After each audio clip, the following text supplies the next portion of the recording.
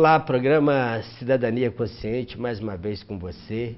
Um programa que traz até você reflexões do nosso cotidiano de Volta Redonda e região. E hoje, como sendo o último programa do ano, nós vamos fazer uma espécie de avaliação do cenário da nossa cidade, região. E para ajudar a gente nessa reflexão, nós estamos com a professora Raquel Gifone, que é da área de Sociologia, doutora em Sociologia, com foco na questão de mobilidade e planejamento urbano, e é professora do Instituto Federal do Rio de Janeiro, que enfrenta um momento muito especial nesse emblemático sistema político brasileiro. Professora Raquel, tudo bem? Tudo bem, Zezinho. Obrigada pelo convite. Pois é, professora.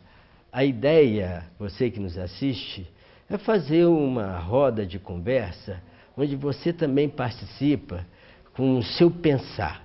Nós vamos fazer uma reflexão dessa cidade, que é uma cidade que em movimento. A cidade é um ser vivo, né? Na cidade as coisas se movem para a construção e desconstrução das coisas. E eu queria o seu olhar sociológico para Volta Redonda. O que você percebe nessa cidade? Zezinho, Volta Redonda tem um histórico, né, muito importante de lutas sociais, né, e eu acho que 2016, né, 2015, mas principalmente 2016, foi um ano em que a cidade revigorou em muitas de suas lutas, tanto lutas por direito à cidade, lutas por direito à educação, né, lutas por direitos à democracia, né, a acesso a direitos de forma geral.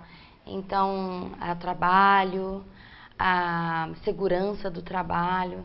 Então, eu acho que foi um ano em que, embora estejamos sofrendo muitas derrotas do ponto de vista político, econômico, eu acho que houve uma emergência das lutas sociais. Pois é, você fala uma coisa muito interessante para esse olhar para o cenário, né, muito conturbado, e no meio desse cenário uma presença cívica muito forte da cidade através do movimento.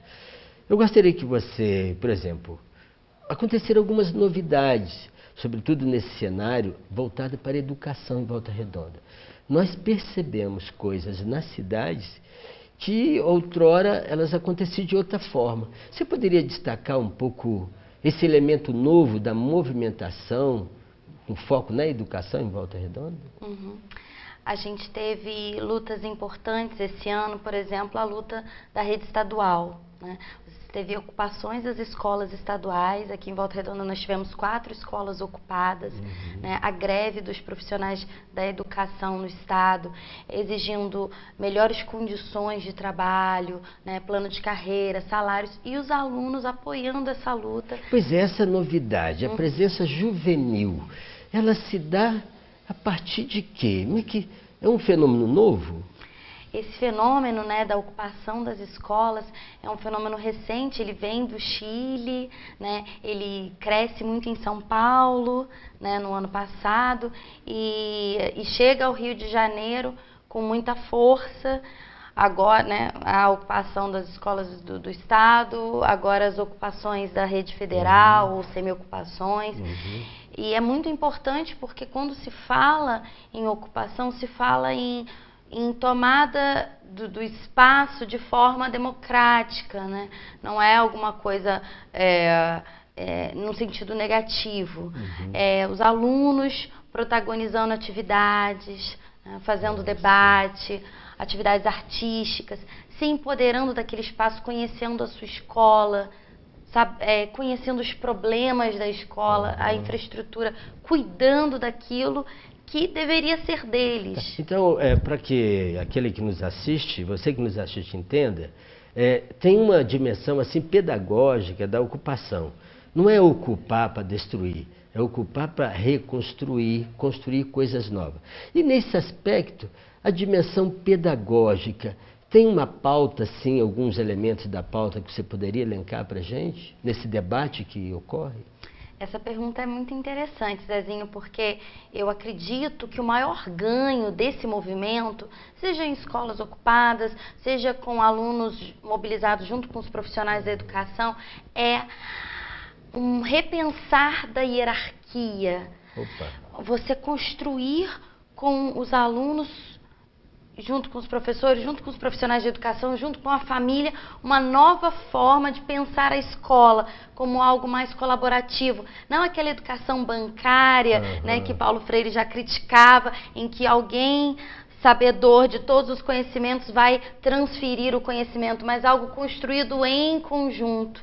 Né? Em todas as ocupações ou semi-ocupações ou atividades que a gente viu, eu acompanhei as ocupações da rede estadual e tenho muitos amigos dessa área, a gente via uma horizontalidade nas relações, assim, entre professor, aluno, entre a comunidade que ia e ajudava. A gente sabe que no processo democrático também tem a crítica, né? Tem os contrapontos. Mas o envolvimento da sociedade, ele foi uma coisa nova. E aí eu gostaria que você destacasse até uma presença institucional, que inclusive parece que há até uma recomendação nesse momento, que teve um papel preponderante, sobretudo aqui, que nós percebemos aqui na nossa região, da presença do Ministério Público. Como é que se deu isso? Essa recomendação, você tem algum dado? A primeira parte, né, que você falou, a presença da comunidade, a escola, ela tem que estar ali territorializada, né? Ela tem que ser, a comunidade precisa sentir a importância daquela escola ali. Isso aconteceu. A gente teve o caso do açude, né, do CIEP 403, em que a comunidade se envolveu, né? A escola, nesses espaços, nesses bairros, ela tem que ser um lugar de atividades culturais, né, educacionais. E o Ministério Público Federal, de Volta Redonda, né, veio ajudar muito nesse sentido, a partir, né, do apelo da sociedade civil organizada. Ele participou ativamente, fazendo audiências públicas, estando presente nas ocupações, nos esclarecendo. E agora com essa recomendação do grupo de trabalho sobre educação, mostrando que as ocupações são um instrumento de luta, né, por direitos, então não é algo ilegal, né? Ele é um direito de se manifestar, está na Constituição, né? O direito de livre manifestação, né? Contanto que, claro, a gente não resvale para para extremismo, mas em nenhum momento, pelo menos aqui em Volta Redonda, a gente identificou isso. Isso foram casos muito pontuais no Brasil todo. Nós temos hoje mais de 1000 escolas ocupadas, né? Então, foi muito importante. Até para a gente fazer uma referência, contextualizar isso no cenário de Brasil, você percebeu e nós percebemos, a movimentação estudantil em São Paulo fez mudar um projeto político, estrutural, pedagógico, que estava sendo imposto de cima para baixo. Então, para a gente finalizar esse bloco, a gente percebe que essa horizontalizar o debate, né, deshierarquizar, isso é uma coisa nova. Isso é processo de educação que se constrói de baixo para cima. Eu acho que é o maior ganho desse movimento, é isso.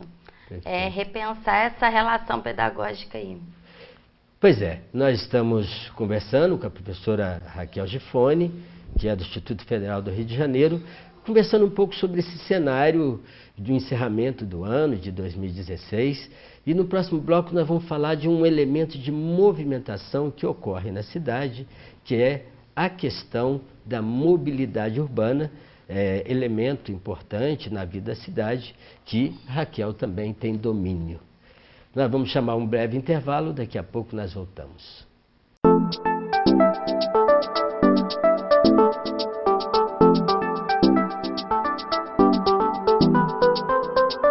O que me chamou mais atenção, primeiramente, foi a estrutura mesmo. O que a faculdade disponibiliza para a gente em termos de sala, de laboratórios, com equipamentos modernos e mais da última geração mesmo, desde as aulas práticas até a teórica dentro da sala.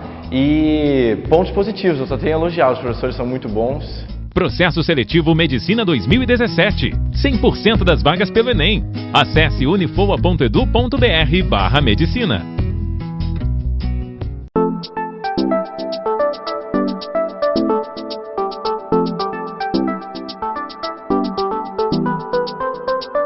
O programa Cidadania Consciente retorna aqui conversando com a professora Raquel Gifone, professora que tem procurado ter uma inserção não só dentro do espaço de educação, mas na sociedade, percebendo, analisando e, sobretudo, participando.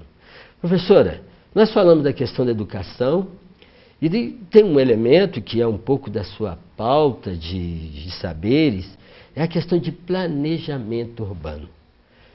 Para que aquele que nos assiste compreenda, planejar, o planejamento, ele faz parte da nossa vida. Aí na sua casa você faz um planejamento para circular melhor dentro de casa, para construir um bem-estar melhor.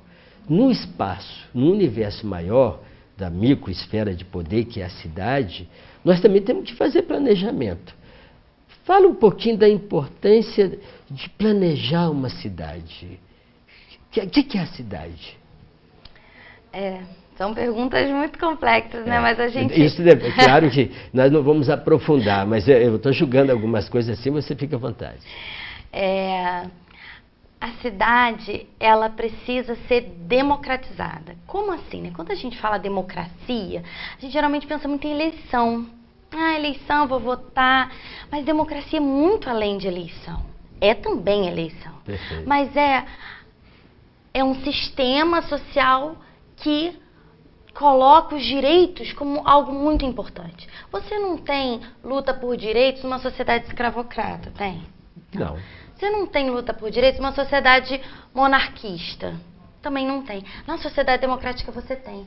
Então, por exemplo, uma pessoa, um cadeirante, na sociedade democrática, ele precisa do transporte e precisa que a cidade esteja organizada para que ele se locomova. Isso é direito à cidade.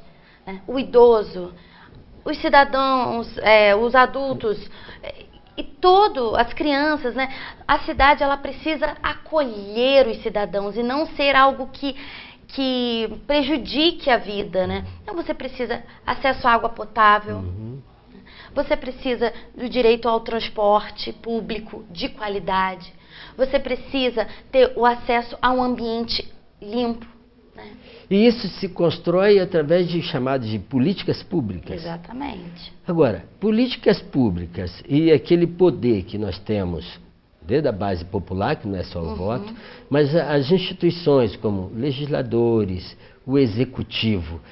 Agora que nós vamos assistir e acompanhar e participar de um novo momento na cidade, com um novo prefeito e a nova Câmara que assume. Eles têm papel importante nesse processo de planejamento? Fundamental.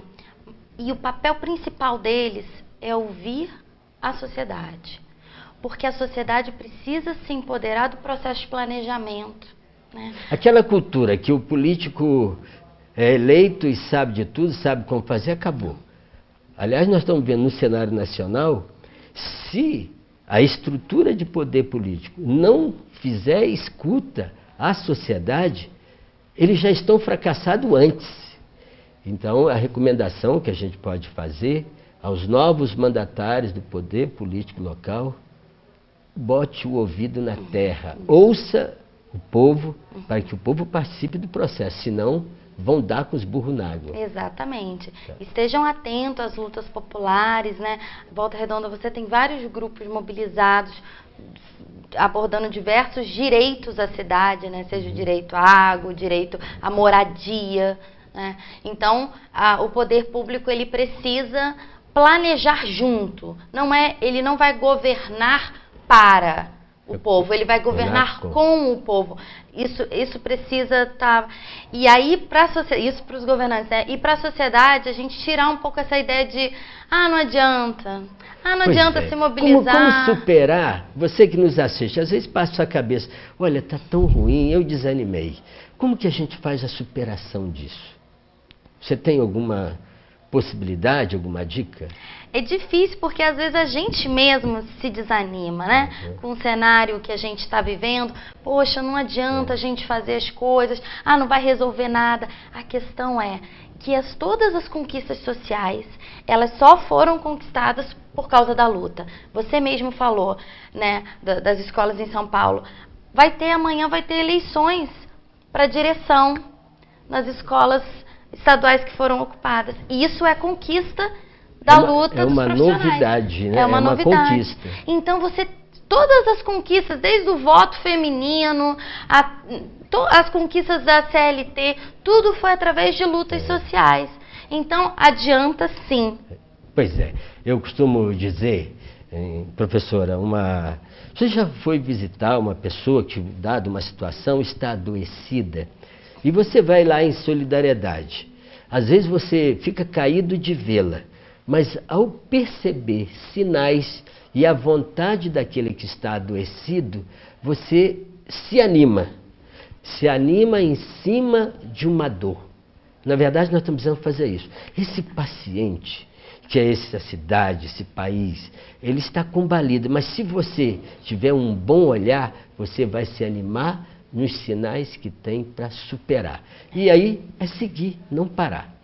Professora Raquel, para a gente dar sequência a esse diálogo, eu gostaria que você fizesse também um pouco de olhar, porque a cidade, ela se movimenta com um instituto que está desde a nossa humanidade, né, da questão laboral, do trabalho, das relações de trabalho, e que não estão desassociados das relações políticas.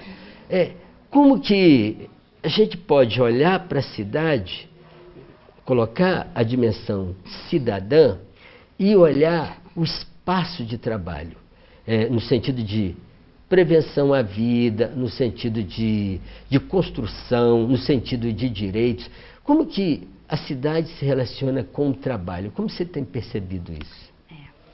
Essa pergunta, ela é fundamental, acho que em todas as cidades, mas em Volta Redonda ela ganha mais sentido ainda, né? Porque a cidade, ela foi construída no entorno, né, de uma usina siderúrgica. Então, o trabalho aqui, em Volta Redonda, assim como em todas as outras, né, outras cidades do país, mas aqui se faz com muita força. O trabalho é fundamental para a identidade. Opa, ela falou uma questão importante, a questão da identidade. Nós vamos chamar um breve intervalo e daqui a pouquinho a professora Raquel volta falando um pouco dessa relação cidade-trabalho. Aguarde.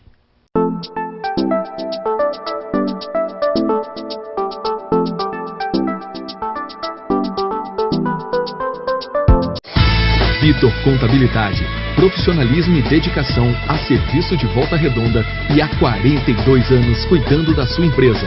Legalização, serviços contábeis, fiscais e tributários. A Vitor Contabilidade é mais do que uma empresa de contabilidade, é um parceiro. Confiança, precisão e eficiência garantem a soma de lucros e multiplicam os resultados. Vitor Contabilidade, presente há 42 anos em Volta Redonda, oferecendo soluções para a sua empresa. Rua Luiz Alves Pereira, 151, Aterrado. Telefone 3347-1335.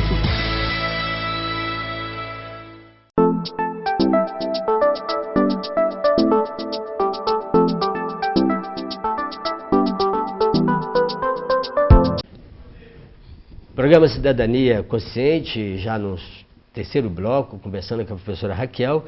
A professora Raquel que estava falando da questão da relação de trabalho dentro da cidade. E você usou uma expressão muito interessante, que se a gente perde a identidade, a gente perde o caminho. Então, tem a ver a identidade do trabalho, cidadão, a cidade. Como é que conjuga isso? Porque o trabalho, e vários sociólogos vão dizer isso, né? Ele é importante na identidade das pessoas. Então, quando uma pessoa fica sem um trabalho, ela perde muito da inserção social dela. Por isso que a sociedade ela deve cuidar tanto. Tem até uma música do Fagner que canta bem essa dimensão da identidade, né? Que ele perde a honra, ele se acaba, né? Mas segue. Então, uma sociedade que não garanta o trabalho para os seus cidadãos, ela está fazendo com que a sociedade ela perca muito da sua potencialidade. E aqui em Volta Redonda a gente teve muitas demissões esse ano, né? Você tem muitos... E aí também as condições de trabalho, né? Porque não é qualquer trabalho. Aconteceram acidentes, né? Dramáticos. Acidentes fatais, né? Então, a empresa, junto com o poder público, eles precisam repensar, né? Eles precisam...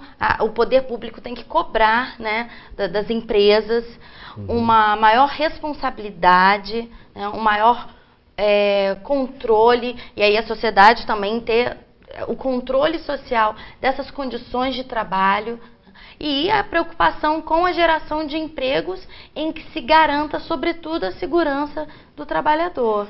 Agora, você falando do trabalho, aqui a gente tem uma empresa de referência na cidade e outras também, mas a CSN é a principal. Na relação de trabalho, não dá para olhar só a cidade e a empresa. Ela está num universo, né, que se estende a outros espaços. Quando a gente fala, por exemplo, da siderurgia, nós estamos falando da relação da siderurgia com a mineralurgia, com a mineração, que está lá em Congonhas, né? Quer dizer, essas ligações, né, Fabril, lá em Minas e aqui, guarda uma relação assim que pode trazer efeitos benéficos ou preocupações?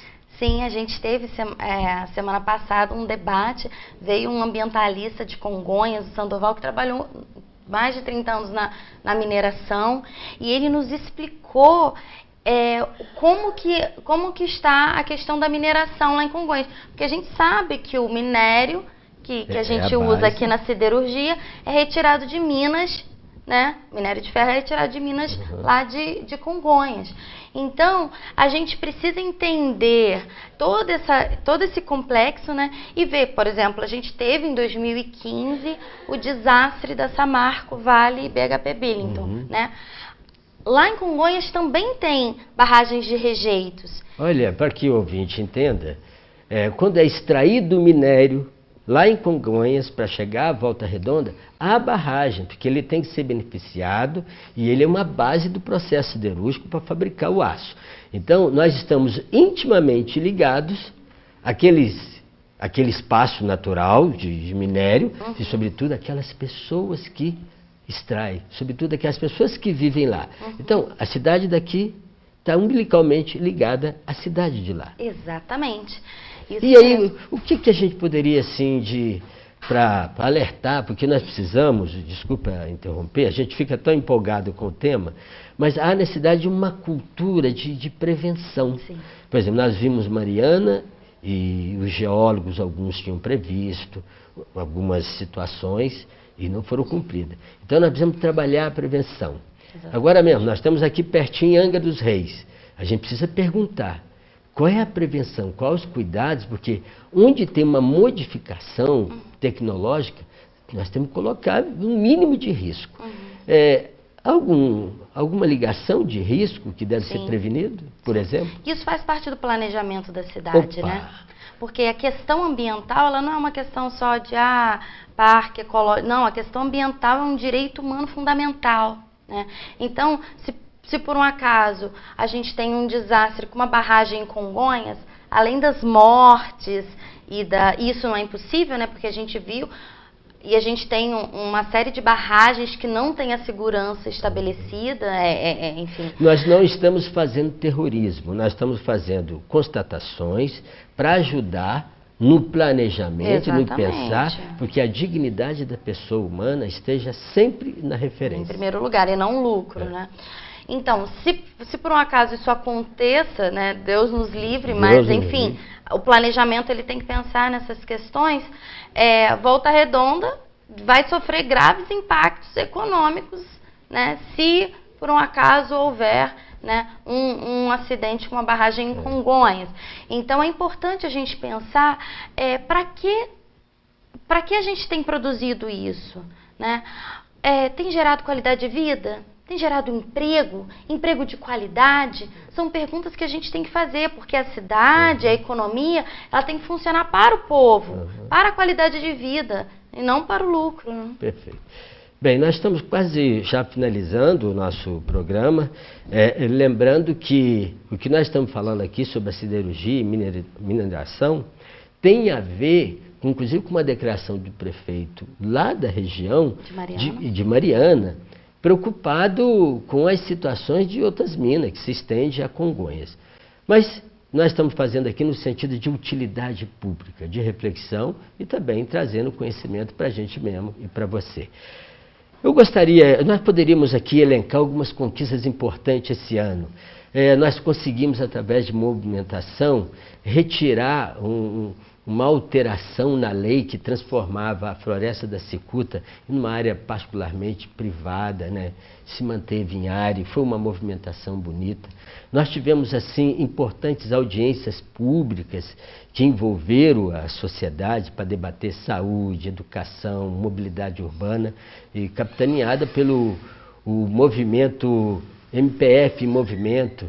Nós tivemos uma eleição que tem um marco diferente, que a gente agora vai manter uma vigilância para poder fazer com que as coisas aconteçam. A gente tem que não jogar pedra, mas observar, acompanhar e debater os novos caminhos da cidade. Agora nós temos 2017. Eu gostaria que você, nesse momento de finalização de ano, desse umas considerações os grandes desafios para a nossa cidade e região para 2017. Eu acho que a gente tem que resgatar a política. Não a politicagem, né? Mas a verdadeira política. E todo mundo faz política, todo mundo é um agente político. Como assim, né? As mulheres que lutam, né, para que os seus direitos sejam respeitados, e a gente tem índices gravíssimos de violência contra a mulher no sul fluminense, e em Volta Redonda particularmente.